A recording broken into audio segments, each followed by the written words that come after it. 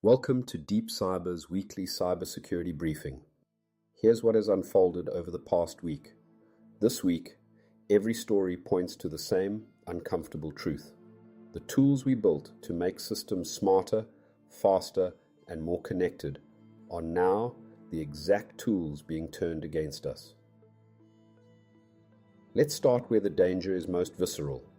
The US government has issued a warning that hackers are now using artificial intelligence to build attack tools specifically targeting Siemens S7 series programmable logic controllers, the small industrial computers that run factory floors, power plants, and water treatment facilities.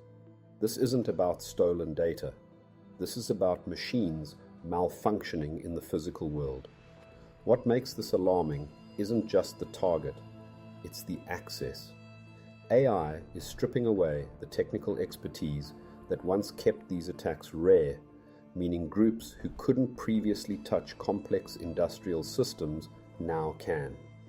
If your organization operates any industrial equipment connected to the internet, audit that exposure now, because the barrier to attacking you just got significantly lower.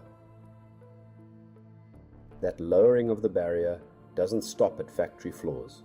Inside corporate networks, a new threat is taking shape, and it's wearing the face of innovation. Cybersecurity researcher Jake Williams has released a framework called Custody, designed to keep AI agents, autonomous software programs that act and decide on their own, from running unchecked inside enterprise environments. Williams developed this after observing attacks connected to OpenAI tools targeting Hugging Face, a major platform for sharing AI models. The risk is straightforward. An AI agent that gets compromised or simply misbehaves could access sensitive data, spread malware, or disrupt critical systems, all without a human noticing in time. The question every business leader should be asking right now is this: do you know exactly what your AI tools are authorized to do and who is watching them? The same question about oversight applies at 30,000 feet. A cybersecurity incident involving a Delta Airlines flight has exposed a troubling gap in aviation security after the aircraft's onboard Wi-Fi network was compromised by a hacker. The concern is not just the inconvenience of disrupted connectivity, it's that passenger Wi-Fi networks can serve as pathways toward other onboard systems.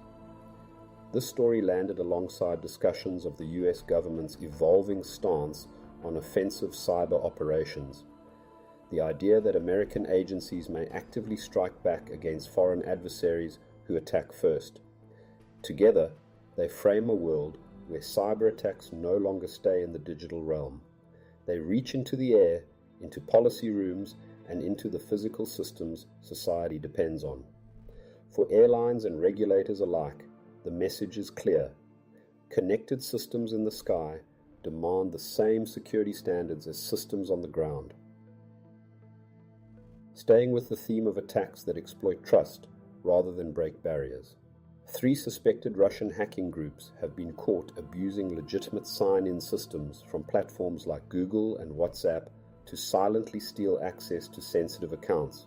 Their targets include professionals in aerospace, defense, government, and academic institutions across Europe and the United States. Rather than deploying malware, they exploit OAuth flows, the standard systems that let apps verify your identity without seeing your password, essentially tricking victims into handing over access while everything looks completely normal. Because the attack uses real, trusted authentication systems, traditional security tools may not raise any flags at all. Anyone working in a sensitive industry should treat unexpected login requests or account linking prompts with deep suspicion, even when they appear entirely legitimate. That same concern about AI behaving in ways we didn't intend has now reached the highest levels of government guidance. The UK's National Cybersecurity Centre, the NCSC, has issued new warnings about agentic AI systems, the kind that make decisions and take actions without waiting for human approval at each step.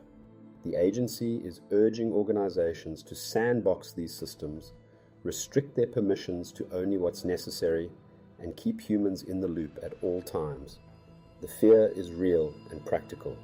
Attackers could manipulate an autonomous AI agent, exploit its access, or trick it into taking harmful actions, and the damage could happen faster than any human could intervene.